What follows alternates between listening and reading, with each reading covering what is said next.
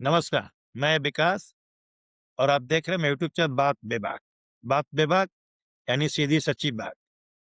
आज के इस अंक में हम चर्चा करेंगे दवा की लागत से 5 से 20 गुना अधिक अंकित एमआरपी के विषय पर। वीडियो प्रारंभ करने के पहले मैं निवेदन करूंगा कि आप मेरे चैनल को यदि अभी तक सब्सक्राइब नहीं किया है तो इसे सब्सक्राइब करें, वीडियो को अंत तक देखें, स्किप न करें, पसंद आने पर लाइक शेयर करें और अंत में अपने कमेंट अपने राय से हमें अवगत कराएं। आपके कमेंट हमारे वीडियोस को इम्प्रूव करने में बहुत मददगार होते हैं। तो चलिए प्रारंभ करते हैं वीडियो। आपने भी ऐसा महसूस किया होगा कि दवाओं के पैकेट पर रैपर पर जो अंकित मूल्य होते हैं यानी एमआरपी अंकित होता है वो उसके वास्तविक लागत से कई गुना ज्यादा होता है। दवाएं हमारे जीवन का अनिवार्य अंग है। हम सबका वास्ता कभी न कभी डॉक्टर दवा से पड़ता है। हर कोई इस शोषण का शिकार होता है, लेकिन जिसका इसका जितना विरोध होना चाहिए, इस पर जितना बात होनी चाहिए, उतनी बात हमारे देश में नहीं होती है। संसद में, विधानसभाओं में भी मैंने इस बारे में कोई बहस नहीं सुनी है। शायद ही कभी इस पर कोई प्रश्न उठाया जाता है। मीडिया भी इसके लिए उतनी जागरूकता नहीं जाता है। क्या पता किसका कितना निहित स्वार्थ है, इस बारे में बहुत जोर शोर से बात नहीं होती है। सबसे बड़ी बात यह है कि दवा के लिए जो जेनरिक कॉम्बिनेशन की बात होती है, जो आजकल जन औषधि केंद्र में दवा मिलती है जेनरिक, उस कॉम्बिनेशन की वही दवा वहाँ सस्ते मूल्य में मिल जाती है। सरकार ने जन औषधि केंद्र खोल करके जेनरिक दवाओं के बारे में थोड़ा बहुत जागरूकता प्रचार करके कुछ तो सराहनीय काम किया है, लेकिन अभी भी इस दिशा में बहुत काम होना बाकी है। एक तो जन औषधि केंद्र प्राय जितने खुले हैं वो प्राय बंद रहते हैं और उनमें जानबूझकर वह दूसरे दवा कंपनियों की मिलीभगत से उसमें पर्याप्त दवाएं नहीं रखते हैं और कभी-कभी वो लोग गुमराह भी करते हैं कि यहाँ से दवा ना खरीदें। इस प्रकार की शिकायतें मिलती हैं।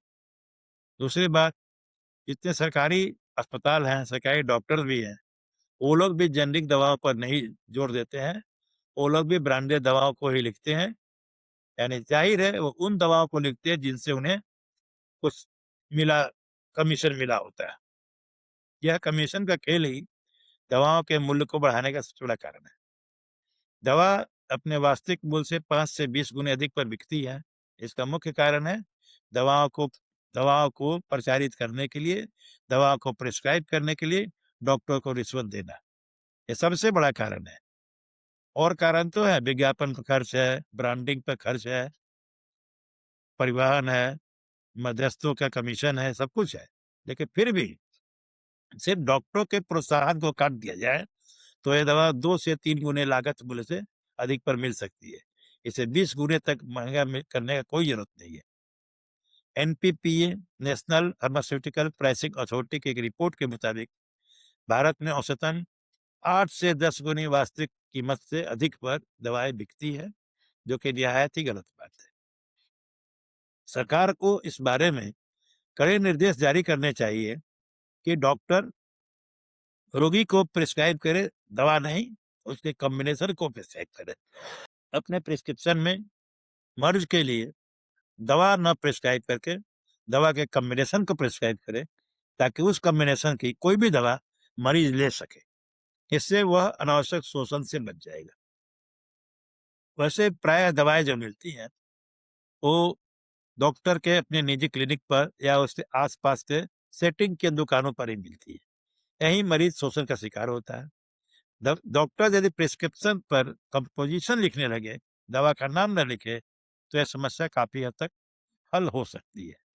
सरकार को भी इस बारे में सतर्क निगाह रखनी चाहिए और जो स्वास्थ्य विभाग के जिम्मेदार अधिकारी हैं, उनकी भी जिम्मेदारी तय करनी चाहिए कि दवाओं के मूल्य बहुत ज्यादा कीमत पर न बिके। सरकार को कुछ अनिवार्य दवाओं जो कि प्राय उपयोग में लाई जाती है, उनके अधिकतम मूल्य खुद से तय कर लेना चाहिए, ताकि उससे अधिक कीमत पर कोई दवा बेचने की हिम्मत ही न करे। उसके अलावा सख्त कड़े प्रावधान किए जाने चाहिए या दवाओं का अंकित मूल्य लोगों की परेशानी का बहुत बड़ा कारण है और यह 1-2 रुपए का टैबलेट 10-20 रुपए में खरीदना पड़ता है। यह बहुत ही गलत बात है। सरकार को इस बारे में अपनी ज़िम्मेदारी समझनी चाहिए और मरीजों को इसे राहत देने के उपाय सोचनी चाहिए। इस वीडियो में इतना ही। पसंद आए तो लाइक करें, शेयर करें और अपने कमेंट से अवगत कराएँ। धन्यवाद। मिलते हैं फिर अगले वीडियो में।